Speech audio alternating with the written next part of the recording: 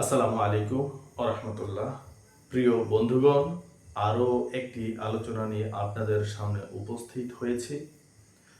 অতীতে আমি আলোচনা করেছিলাম ডেমোক্রেসি কিভাবে পশ্চিমাদের হাতিয়ার হিসেবে কাজ করে, এবং সেখানে আমি দেখিয়েছি যে ডেমোক্রেসি হলো আপনার শয়তানের শাসন বা মূর্খদের শাসন। একদল মূর্খ কিভাবে সমাজ ব্যবস্থা বা দেশ পরিচালনা করে, সেখানে আমি সেটা প্রমাণ করেছি। আজকে আমি আপনাদের সামনে যে তথ্যটা তুলে ধরবো সেটা হচ্ছে আমেরিকা কেন ইরানে হামলা করেছে, এর পিছনে যে কারণগুলো আছে সেগুলো আমি তুলে ধরবো। এবং সবচেয়ে বড় কথা হচ্ছে মেরুকরণ ও বাংলাদেশ, এই বিষয়টা নিয়ে আমি একটু আলোচনা করব।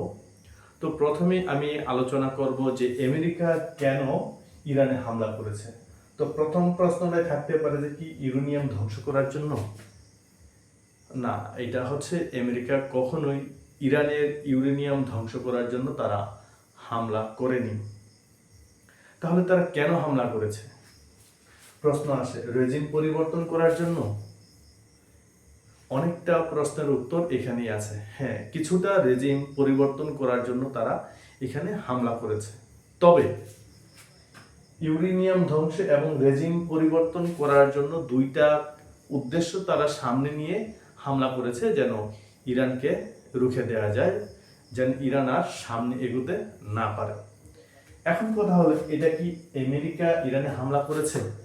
না, এখানে আমেরিকা ইরানে হামলা করেনি। এখানে হামলা করেছে মূলত, জানেন তো সেই দেশটার নাম কি? সেটা হচ্ছে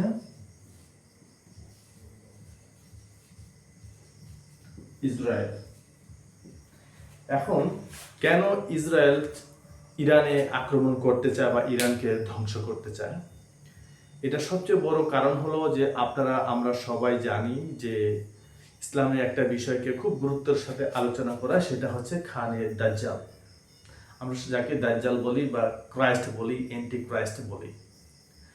এখন যে ইহুদিরা বা যারা ইহুদি আছেন, তারা মনে করে যে কি, যে তাদের একটা প্রমিস ল্যান্ড আছে, যেটা আল্লাহ বা আমাদের সৃষ্টিকর্তা তাদেরকে ওয়াদা করেছে যে এইটা তোমাদের ভূমি। তারা কি করতে চাচ্ছে, সেই প্রমিস ল্যান্ডটাকে দখল করার জন্য তারা সমগ্র পৃথিবীতে নিজেদের যে শক্তি সামর্থ্য প্রয়োগ করার চেষ্টা করছে। কারা? ইহুদিরা।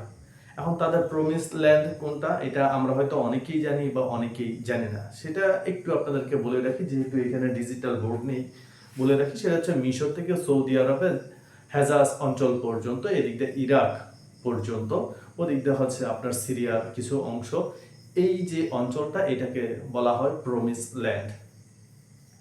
এই যে প্রমিস ল্যান্ড তারা দখল করবে। এখন এই ল্যান্ডটা তারা কিভাবে পাবে? এটা তখনই তারা পাবে যখন এই যে মুসা নবী যাওয়ার পর যখন তাদের ক্ষমতা বা তাদের শক্তি সামর্থ্য সব কমে গিয়েছে, তখন বলা হয়েছিল আরেকজন নবী আসবে, যদি তোমরা সেই নবীর অনুসারী হও, সেই নবীকে তোমরা মেনে চলো, তাহলেই তোমরা কি কর্তৃত্ব পাবে। এখন কথা হলো, তারপর মুসা নবীর পরে কিন্তু আরো অনেক নবী আসছেন। সুলাইমান নবী আসছেন, দাউদ নবী আসছেন, তারপরে আরো অনেক নবী আসছে। কিন্তু তারা সব নবীকে মানার পরে এরপর সুলাইমান আলাইহিস সালাম আসছেন, আসার পরেও তারা প্রমিস ল্যান্ড এখনো খুঁজতেছে। কেননা সুলাইমান আলাইহিস সালাম কিন্তু একজন নবী এবং বাদশাহ ছিলেন, খুবই শক্তিধর একজন বাদশাহ ছিলেন। তারপরেও তারা সেই তাদের প্রমিস ল্যান্ড খুঁজতেছে যে কোথায় কিভাবে হবে। তারা এখন ওই একজন নবীকে খুঁজতেছে, যেই নবী আসলে তারা কি সেই প্রমিস ল্যান্ড পাবে। কিন্তু তাদের জন্য কিন্তু আল্লাহ অসংখ্য নবী রাসূল পাঠিয়েছিলেন। সর্বশেষ যাকে পাঠিয়েছিলেন তিনি হচ্ছেন হযরত ঈসা আলাইহিস সালাম। তো তাদেরকে বলে, যদি তারা ঈসা আলাইহিস সালামকে অনুসরণ করত এবং মেনে নিত, তাহলে কিন্তু তারা সেই তাদের প্রমিস ল্যান্ড পেয়ে যেত। কিন্তু তারা ঈসা নবীকে তারা নবী হিসাবে গ্রহণ করেনি। কারণ তারা ঈসা নবীকে অপবাদ দিয়েছে কি, যে সে কুমারী মায়ের সন্তান কিভাবে হয়, পিতা ছাড়া কিভাবে সন্তান জন্ম নেয়। তার মানে হচ্ছে মেরি, বুঝতে পারছেন আমি কি বুঝাতে চেয়েছি, তারা মেরির উপরে একটা দোষ চাপিয়ে দিয়েছে। আর হযরত ঈসাকে জারজ সন্তান বলেছে, যে জারজ কিভাবে নবী হয়, এইটা হচ্ছে তাদের চিন্তা চেতনা। তো এই জন্য তারা হযরত ঈসা আলাইহিস সালামকে তারা অ্যাকসেপ্ট করেনি। এখনো তারা সেই ওয়াদা অনুযায়ী তারা সেই নবীকে এখনো খুঁজছেন। এই সেই নবীকে খোঁজা, তারা খুঁজতেই থাকবে যতক্ষণ পর্যন্ত একজন মিথ্যা নবীর আবির্ভাব হবে। তারা কিন্তু আসল নবীকে খুঁজে পায়নি, তারা পাবে একজন মিথ্যা নবীকে খুঁজে পাবে। সেই মিথ্যা নবীটা দাবি করবে দাজ্জাল, সে নিজেকে মসিহ দাবি করবে, ঠিক আছে। সে দাবি করবে, ইহুদিদেরকে বলবে আমি তোমাদেরকে উদ্ধার করব। খানে দাজ্জাল তাদের কর্তৃত্ব গ্রহণ করবেন, তাদের লিডারশিপ গ্রহণ করবেন। তো এই খানে দাজ্জাল কি তারা খুঁজতেছে, তারা যদি ইরান এখানে থাকে তাহলে কিন্তু তারা, কারণ খানে দাজ্জাল কখনই ইরানে আক্রমণ করে সফল হবে না, এটা খেয়াল রাখবেন। কেননা ইমাম মাহাদি যিনি আসবেন, অর্থাৎ ইমাম মাহাদি শব্দের অর্থ কি? ইমাম মাহাদি শব্দের অর্থ হচ্ছে জমানার সৎপথ প্রাপ্ত ব্যক্তি। ইমাম মাহাদি হচ্ছেন যিনি হেদায়েত প্রাপ্ত ব্যক্তি, যিনি সঠিক পথে থাকবেন। সে কোথায় থেকে আসবে? খোরাসান থেকে আসবে। খোরাসানটা কোথায়? সেটা হচ্ছে বর্তমান ইরান। তো এই জন্য তারা জানে যে ইরানকে যদি আমরা ধ্বংস করে ফেলতে পারি তাহলে সেখান থেকে কখনোই ইমাম মাহাদির আগমন ঘটবে না, এবং দাজ্জাল সেই সমগ্র পৃথিবী জুড়ে সে কর্তৃত্ব স্থাপন করতে পারবে। তো তাদের অস্তিত্বের জন্য কিন্তু ইরানকে ধ্বংস করা প্রয়োজন। তো এখন কথা হচ্ছে, সমগ্র পৃথিবীতে কিন্তু ইসলামী খিলাফত প্রতিষ্ঠিত নাই, শুধু কোথায় আছে? একমাত্র দেশ যেখানে ইরান দাবি করছে যে তারা খিলাফতের দায়িত্বে আছেন।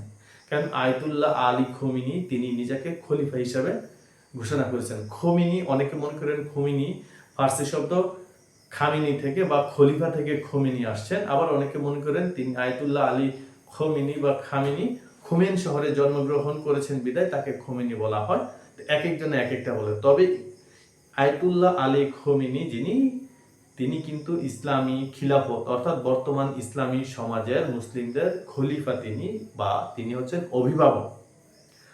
তো যদি মুসলিমদের আপনার একজন অভিভাবক থাকে তাহলে কিন্তু অর্থাৎ মনে করেন যে একটা গরুর পাল বা ভেড়ার পাল, সেখানে যদি রাখাল না থাকে তাহলে কিন্তু ভেড়া লাইনচ্যুত হয়ে যাবে, বিভিন্ন জায়গায় ছড়িয়ে ছিটিয়ে যাবে, নেকড়ে খেয়ে নিবে, ভাল্লুকে, বিভিন্ন জীবজন্তু ওদেরকে ধরে নিয়ে যাবে। কিন্তু তাদের যদি একজন রাখাল থাকে তাহলে কিন্তু তাদের সবাইকে প্রোটেক্ট করবে একজন রাখাল। ঠিক তেমনি ইসলামী সমাজে, মুসলিম সমাজে যদি একজন খলিফা থাকেন, একজন অভিভাবক থাকেন, ঠিক তেমনি সমগ্র মুসলিম জাহানকে তিনি তার নেতৃত্বের গুণাবলীতে তিনি তাদেরকে সঠিক পথ দেখাবেন, তাদের নিরাপত্তা দান করবেন। এই জন্যই কিন্তু আপনার যে পশ্চিমারা, বিশেষ করে ইসরায়েল বা ইহুদিরা কিন্তু চাচ্ছে না যে মুসলিমদের একজন খলিফা থাকুক। এই জন্য তারা সবসময় চায় যে মুসলিমদের মাঝে যেন খিলাফত না থাকে। এই জন্য দেখবেন আপনার সৌদি আরব কিন্তু কখনোই নিজেদেরকে খিলাফতের বা খলিফা দাবি করে না। সৌদি আরবের কোনো বাদশা এখন বলুক যে তারা যে আমার খলিফা, তাহলে আমরা তাদেরকে মানবো। শিয়াদেরকে আমরা এক পাশে রেখে দিব, আমরা সৌদি আরবের যে মোহাম্মদ বিন সালমানকে আমরা খলিফা হিসেবে মানি। তিনি ঘোষণা দেখ, কিন্তু তিনি দিবে না, কারণ সৌদি আরব নিজে সহ আপনার ইহুদিদের সাথে একাত্মতা পোষণ করে। কারণ আমি আপনাদেরকে বলি, মোহাম্মদ বিন সালমানের মা কিন্তু একজন ইহুদি। তো আপনি বুঝতেই পারছেন যে ইহুদিদের চাল কত দীর্ঘমেয়াদী, তাদের সুপরিকল্পনা 200-250 বছর ধরে তারা পরিকল্পনা করে যে কিভাবে তারা মুসলিমদেরকে দমিয়ে রাখবে বা দাবিয়ে রাখবে। হযরত মুহাম্মদ সাল্লাল্লাহু আলাইহি ওয়াসাল্লামের আমল থেকেই শুরু করে তারা মুসলিমদের বিরুদ্ধচারণ করে আসছে। মুসলিমদের বিরুদ্ধে তারা বিভিন্ন ধরনের ফন্দি ফিকির, বিভিন্ন ধরনের কলা কৌশল ব্যবহার করছে যেন মুসলিমদেরকে তারা ধ্বংস করে ফেলতে পারে। কিন্তু আলহামদুলিল্লাহ তারা কখনোই পারবে না, এখনো পারবে না। তো এখন কথা হলো যে ইরানকে তারা কি ধ্বংস করতে পারবে? এক কথায় হচ্ছে ইরানকে তারা ধ্বংস করতে এখনো পারেনি, ভবিষ্যতে দেখা যাক। তবে আমি কি বলছি, যদি ইরানের সত্যি আয়াতুল্লাহ আলী খামেনি খলিফা হয়ে থাকেন তাহলে তাকে পারবে না। আমি ব্যক্তিগতভাবে মনে করি আয়াতুল্লাহ আলী খামেনি বর্তমান জামানার বা বর্তমান সময়ের একজন ইমাম মাহাদি। তিনি ইমাম মাহাদি আমি মনে করি। যদি তিনি ইসরায়েলি বা আমেরিকার বোমার আঘাতে যদি তিনি নিহত হয়ে থাকেন তাহলে তিনি ইমাম মাহাদি নন। আর যদি তিনি নিহত না হয়ে থাকেন, শহীদ না হয়ে থাকেন, তাহলে অবশ্যই আমি তাকে মনে করি তিনি ইমাম মাহাদি। কেননা যে ইমাম মাহাদিকে তারা ধ্বংস করতে পারবে না, কেননা ইমাম মাহাদি যখন থাকবেন, উপস্থিত থাকবেন, তখন কিন্তু অনেক ঘটনা ঘটবে। ইমাম মাহাদি হচ্ছেন একজন আধ্যাত্মিক পুরুষ এবং খলিফা হচ্ছেন একজন আধ্যাত্মিক পুরুষ, সাথে আপনার রাষ্ট্রীয় কাঠামোর সর্বোচ্চ ক্ষমতার অধিকারী তিনি থাকবেন। এখানে একটা ঐশী বিষয় কাজ করবে, ইমাম মাহাদি বলেন, এবং খলিফার উপরে আল্লাহর খাঁটি যেই সাহায্য মদত সেটা থাকবে। তাই তারা খোমেনি অথবা ইমাম মাহাদিকে কখনোই মারতে পারবে না বা ধ্বংস করতে পারবে না। তো এই তো গেল কেন তারা ইরানে আক্রমণ করেছে সেই বিষয়টা। ইরানে আক্রমণ করার পিছনে একটাই কারণ, সেটা হচ্ছে ইরানের রেজিম চেঞ্জ করা, অর্থাৎ ইরানে যেন কখনোই খিলাফত প্রতিষ্ঠিত না হতে পারে সেইটাকে তারা ধ্বংস করতে চায়। কিসের জন্য ইরানে হামলা করা হয়েছে? যেন ইরানে খিলাফত প্রতিষ্ঠিত হতে না পারে। ইরানে খিলাফত প্রতিষ্ঠিত হতে না পারলে তাহলে তাদের শক্তিকে কি করতে হবে? ছোট করে ফেলতে হবে। কারণ ইরানের যে সামরিক সক্ষমতা আছে, এই সামরিক সক্ষমতার কাছে কিন্তু ইসরায়েল কিছুই না। তাই ইসরায়েল একা পারবে না, তাই তারা আমেরিকাকে টেনে নিয়ে আসছে। তো ইরানের সামরিক সক্ষমতা, এখন ইরান যদি আপনার কোনো কারণে ইউরেনিয়াম যদি আপনার তারা এনরিচমেন্ট করতে পারে, সেটাকে যদি তারা পারমাণবিক বোমায় রূপান্তর করতে পারে, তাহলে কিন্তু একদম গেম চেঞ্জ হয়ে যাবে। ইসরায়েল আর কখনোই ইরানকে কোনোভাবেই দাবিয়ে রাখতে পারবে না। এই জন্য তারা চাচ্ছে যে ইরানের ইউরেনিয়াম ধ্বংস করার জন্য। এই জন্য তারা তাদের ভাষণে সবসময় দেখবেন যে আমরা চাই না যে ইরান পারমাণবিক অস্ত্রের অধিকারী হোক।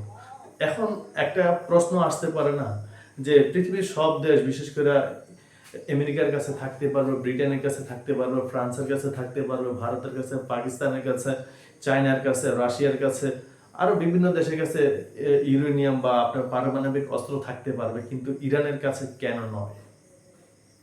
ইরানের কাছে কেন নয়? দেখুন, আমেরিকা এবং ইসরায়েল কিন্তু সুকৌশলে সৌদি আরবকে কিন্তু পারমাণবিক শক্তির একটা দেশের সাথে নিরাপত্তা চুক্তি করে দিয়েছে। এক ধরনের এখনো সৌদি আরব কি আপনার পারমাণবিক শক্তির অধিকারী হয়ে আছে। যাই হোক, ইউরেনিয়াম ধ্বংস করার জন্য আমেরিকা ইরানে আক্রমণ করেছে, এটা একটা কারণ। কারণ ইউরেনিয়াম ধ্বংস করলে ইরানের শক্তি কমে যাবে, তারা মনে করছে এটা। আর শক্তি কমে গেলেই তারা রেজিম পরিবর্তন করতে পারবে। তাদের হামলার মূল কাঠামো কি ছিল? রেজিম পরিবর্তন করা। আর রেজিম পরিবর্তন করার আগে তাদের কি কাজ? ইউরেনিয়াম ধ্বংস করা। ইউরেনিয়াম ধ্বংস করতে পারলে তাদের পারমাণবিক শক্তি, বোমা তৈরি করার যে সক্ষমতা, সেটা কমে যাবে। আর সেটা কমে গেলে তারা রেজিম পরিবর্তন করতে পারবে। এই জন্যই তারা কি করেছে, আয়াতুল্লাহ আলী খামেনির যে বাসভবন ছিল, যেখানে তিনি কাজ করতেন কার্যালয়, সেখানে তারা বোমা নিক্ষেপ করেছেন। কিন্তু এতে কোনো ক্ষতি হয়, অর্থাৎ আয়াতুল্লাহ আলী খামেনি হয়তোবা শহীদ হয়েছেন, হয়তোবা হয়নি, সেটা সঠিক তথ্য কেউ এখনো বলতে পারছে না, শুধু ইরানের সরকার ছাড়া। তো তার এইটা চেষ্টা করছে। এরপরে কথা হলো ভেনেজুয়েলা ও ইমরান খান। কেন বিষয়টা কেন ভেনেজুয়েলা এবং ইমরান খান?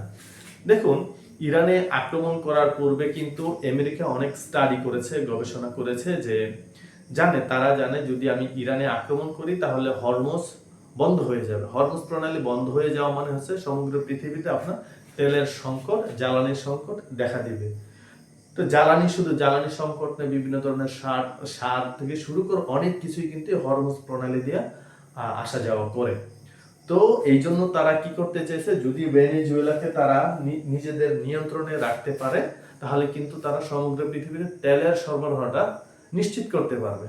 কিন্তু দুর্ভাগ্যজনকভাবে তারা ভেনেজুয়েলাকে ঠিকই কন্ট্রোলে নিতে পেরেছে, কিন্তু সমগ্র পৃথিবীতে তেলের যে যোগানটা, তেলের যে সাপ্লাইটা, সেটা তারা কন্টিনিউ করতে পারেনি। এই জন্য আন্তর্জাতিকভাবে আমেরিকা চাপে আছে, খুব মারাত্মকভাবে চাপে আছে। এখন ইমরান খান কেন? খেয়াল করেন, আমেরিকা হচ্ছে এমন একটা দেশ যে প্রথমে আপনাকে সরাসরি বলবে, সরাসরি বলার পরে আপনি যদি লাইনে তাদের কথা মতো না আসেন, তখন সে বিশাল পরিসর নিয়ে এমন ভাবে একটা ডিজাইন করবে, সেই ডিজাইনে আপনাকে খুব মারাত্মক ভাবে ধরবে। ঠিক যেমন আমাদের দেশে কি করে, যে আপনার এখানে একটা ভূমি আছে, যারা আপনারা কি করে, যে ল্যান্ড বিজনেস যারা করেন, তারা কি করে, প্রথমে আপনাকে অফার করবে যে আপনার জমিটা বিক্রি করে দেন। তখন আপনি বিক্রি করতেও পারেন, নাও করতে পারেন। যদি আপনি বিক্রি না করেন, তাহলে তারা কি করবে, এই পাশের জমিটা কিনবে, এটা কিনবে, এটা কিনবে, এটা কিনবে। এই জমিগুলা ক্রয় করার পর তখন তারা কি করবে, তখন এদিকে তারা চতুর্দিকে বেড়া দিয়ে দিবে। বেড়া দেওয়ার পরে আপনার বের হতে পারবেন। এখন আপনি বাধ্য হয়ে তাদের কাছে কি করবেন, সারেন্ডার করবেন, আত্মসমর্পণ করবেন, স্বল্প মূল্যে এখন বিক্রি করে দিয়ে আপনি চলে আসতে বাধ্য হবেন। আমেরিকাও ঠিক তেমনই করে, যে প্রথমে ইরানকে বলেছে যে তোমরা তোমাদের এই সিস্টেম পরিবর্তন করো, ইউরেনিয়াম ত্যাগ করো, কত কিছু করো, অনেক কিছু বলেছে, কিন্তু ইরান সেগুলো শুনে নেই। কারণ ইরান হচ্ছে 5000 বছরের পুরনো একটা জাতি, সভ্যতা। তো এই জন্য ইরান কারো কথায় কর্ণপাত করে না। এই জন্য কি করলো, ইরানকে পেঁচে ফেলার জন্য চতুর্দিক থেকে আমেরিকা একটা ছক এঁকেছে। এই ছকের একটাই হলো ইমরান খান। ইমরান খান, অনেকে আমরা হয়তো জানেন না, ইমরান খান কিন্তু আমার জানা মতে তিনি আয়াতুল্লাহ আলী খমেনিকে খলিফা হিসেবে গ্রহণ করেছেন। তিনি আয়াতুল্লাহ আলী খমেনিকে খলিফা মনে করেন। তো এই জন্য ইমরান খানকে কিন্তু পাকিস্তানের ক্ষমতা থেকে সরিয়ে দেওয়া হয়েছে, কারণ আমেরিকার মূল টার্গেট হচ্ছে ইরানকে আপনার ব্যবহার, অর্থাৎ ইরানকে ধ্বংস করবে। এখন যদি ইমরান খান যদি ক্ষমতায় থাকে, তাহলে ইমরান খান কি করবে, ইরানকে সাপোর্ট দেবে। ইরানকে সাপোর্ট দেওয়া মানে হচ্ছে পারমাণবিক বোমা, পারমাণবিক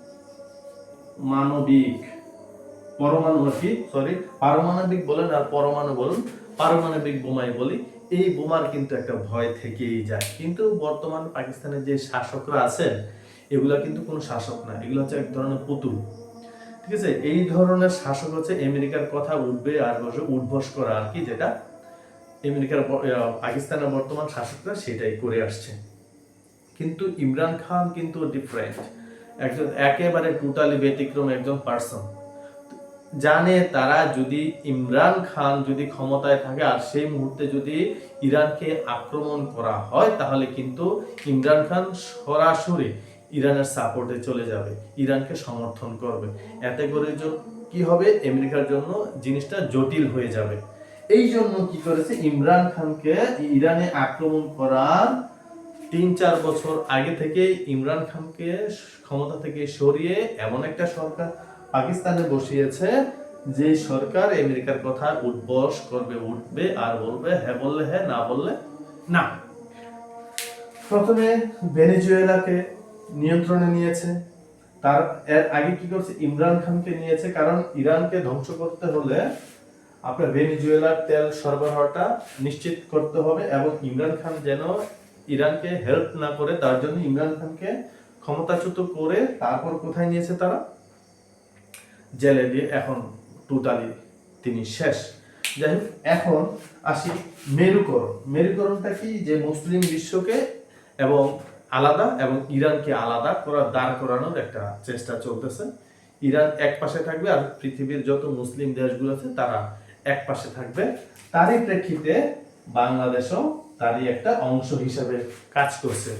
বাংলাদেশ, পাকিস্তান, ইন্দোনেশিয়া, আরো যারা মুসলিম দেশগুলো আছে, সবগুলো দেশকে মিলে একটা আলাদা একটা রেজিম তৈরি হবে, বা আলাদা একটা মুসলিম নেশন বা জাতি তৈরি হবে, যারা এক পাশে থাকবে আর ইরান আলাদা থাকবে। তো আমি কোন কথাটা বলতে চেয়েছি, বাংলাদেশকে কিন্তু একটা পুরস্কার দেওয়া হয়েছে। সেই পুরস্কারটা আপনারা ভালো করে জানেন। সেই পুরস্কারটা কি, বর্তমানে সেটা সোশ্যাল মিডিয়ায় আপনারা পেয়ে যাবেন। তো সেই পুরস্কার দিয়েছে, কারণ কি, সেই পুরস্কারের মাধ্যমে পুরা আমাদের অর্থাৎ ইরান থেকে আমাদেরকে দূরে সরিয়ে রাখা হলো। তারা জাতিসংঘে যখন ভাষণ দিবে, এই করবে যা কিছু করবে। বাংলাদেশ তো দুর্বল সরকার, কারণ বাংলাদেশ কখনই আমেরিকার বিরুদ্ধে কোনো কথাই বলতে পারবে না। এই কথা বলার মতন মুরদ বা শক্তি বাংলাদেশ সরকারের থাকবে না, কখনই থাকবে না। এই জন্য বাংলাদেশকে আপাতত একটা সুন্দর একটা কি দিয়েছে, পুরস্কার দিয়ে সান্ত্বনা দিয়ে ফেলে দিয়েছে, তোমরা ইরান থেকে দূরে থাকো। এটা হচ্ছে আমার স্ট্র্যাটেজি বা আমার চিন্তা চেতনা। এটা নাও হতে পারে, তবে আমার সম্ভাবনা বেশি এইটাই হবে।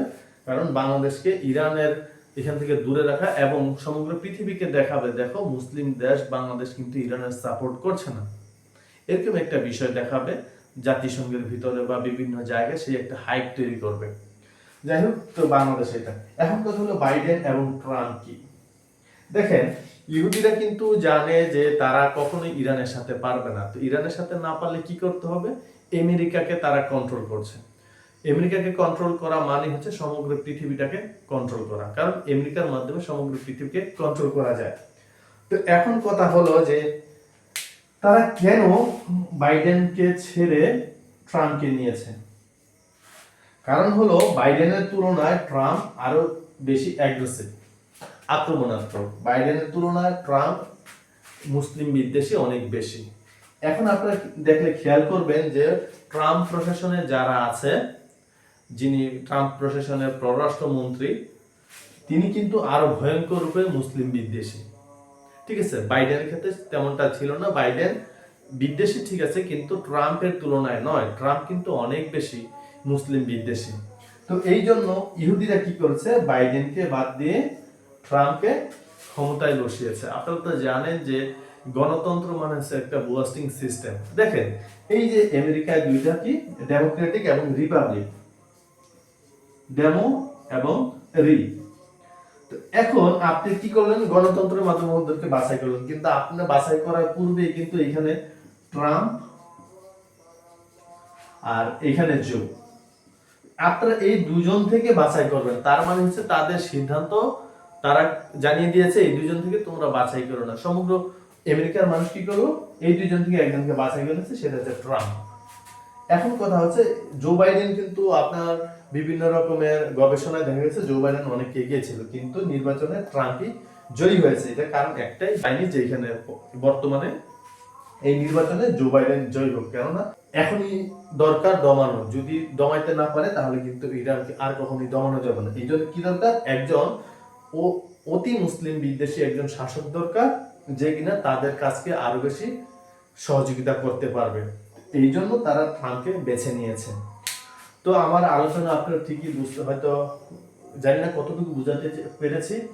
আমেরিকা কেন ইরানে হামলা করেছে, একটাই কারণ, সেটা হচ্ছে রেজিম পরিবর্তন করা, অর্থাৎ খলিফার শাসনকে চিরতরে মুছে ফেলা। খলিফার শাসনকে কি করা, মুছে ফেলা। তো খলিফার শাসনকে মুছে ফেলতে হলে কি করতে হবে, ইরানের সামরিক শক্তিকে দমিয়ে ফেলতে হবে।